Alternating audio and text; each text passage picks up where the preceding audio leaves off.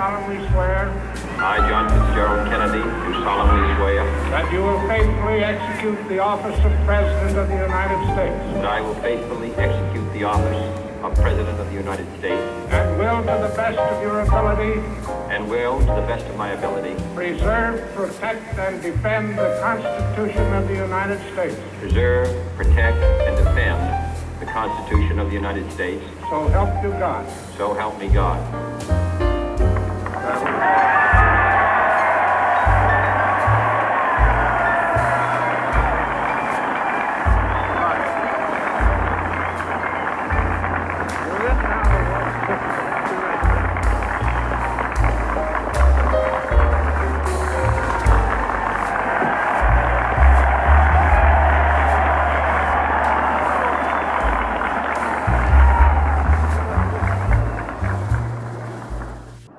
Vice President Johnson, Mr. Speaker, Mr. Chief Justice, President Eisenhower, Vice President Nixon, President Truman, Reverend clergy, fellow citizens. We observe today not a victory of party, but a celebration of freedom, symbolizing an end as well as a beginning, signifying renewal as well as change. For I have sworn before you and Almighty God the same solemn oath our forebears prescribed nearly a century and 3/4 ago. The world is very different now, for man holds in his mortal hands the power to abolish all forms of human poverty and all forms of human life. And yet the same revolutionary beliefs for which our forebears fought are still at issue around the globe. The belief that the rights of man come not from the generosity of the state, but from the hand of God. We dare not forget today that we are the heirs of that first revolution. Let the word go forth from this time and place to friend and foe alike that the torch has been passed to a new generation of Americans born in this century, tempered by war, disciplined by a hard and bitter peace, proud of our ancient heritage, and unwilling to witness or permit the slow undoing of those human rights to which this nation has always been committed and to which we are committed today at home and around the world.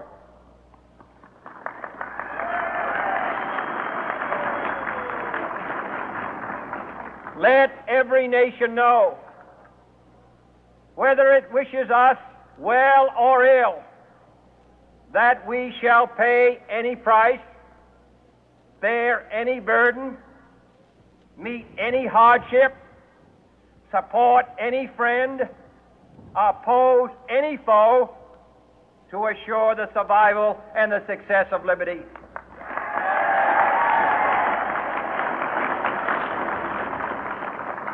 This much we pledge and more. To those old allies whose cultural and spiritual origins we share, we pledge the loyalty of faithful friends. United, there is little we cannot do in a host of cooperative ventures. Divided, there is little we can do, for we dare not meet a powerful challenge at odds and split asunder.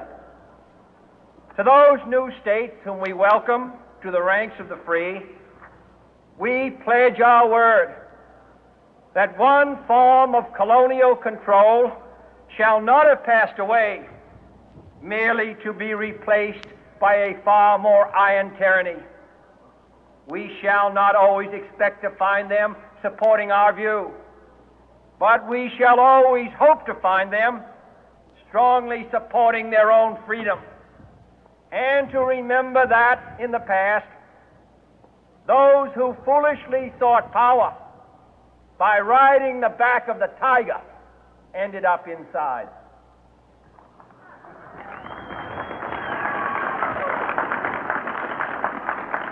To those people in the huts and villages of half the globe struggling to break the bonds of mass misery, we pledge our best efforts to help them help themselves for whatever period is required, not because the communists may be doing it, not because we seek their votes, but because it is right. If a free society cannot help the many who are poor, it cannot save the few who are rich.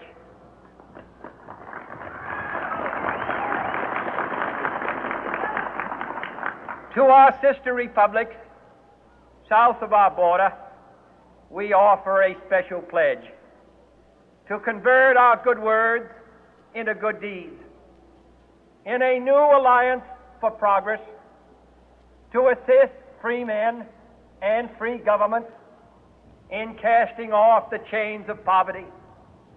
But this peaceful revolution of hope cannot become the prey of hostile powers.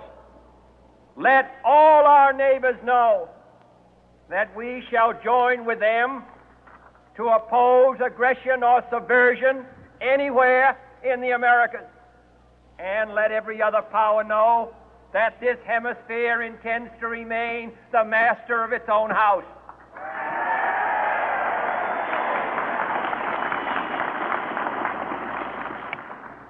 To that World Assembly of Sovereign States, the United Nations, our last best hope, in an age where the instruments of war have far outpaced the instruments of peace, we renew our pledge of support to prevent it from becoming merely a forum for invective, to strengthen its shield of the new and the weak, and to enlarge the area in which its writ may run. Finally, to those nations who would make themselves our adversary, we offer not a pledge, but a request that both sides begin anew the quest for peace. Before the dark powers of destruction, unleashed by science, engulf all humanity in planned or accidental self-destruction, we dare not tempt them with weakness, for only when our arms are sufficient beyond doubt can we be certain beyond doubt that they will never be employed. But neither can two great and powerful groups of nations take comfort from our present course, both sides overburdened by the cost of modern weapons, both rightly alarmed by the steady spread of the deadly atom, yet both racing to alter that uncertain balance of terror that stays the hand of mankind's final war. So let us begin anew, remembering on both sides that civility is not a sign of weakness, and sincerity is always subject to proof. Let us never negotiate out of fear, but let us never fear to negotiate.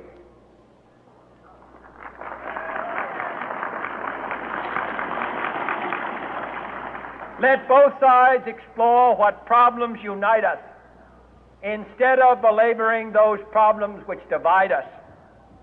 Let both sides, for the first time, formulate serious and precise proposals for the inspection and control of arms, and bring the absolute power to destroy other nations under the absolute control of all nations.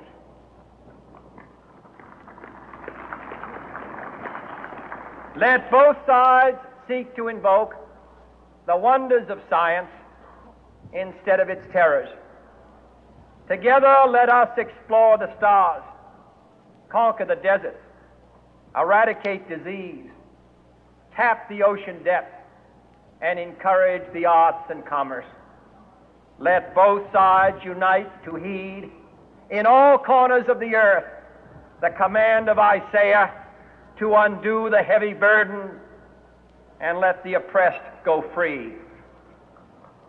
And if a beachhead of cooperation may push back the jungle of suspicion, let both sides join in creating a new endeavor, not a new balance of power, but a new world of law, where the strong are just and the weak secure and the peace preserved. All this will not be finished in the first 100 days, nor will it be finished in the first 1,000 days, nor in the life of this administration, nor even perhaps in our lifetime on this planet. But let us begin.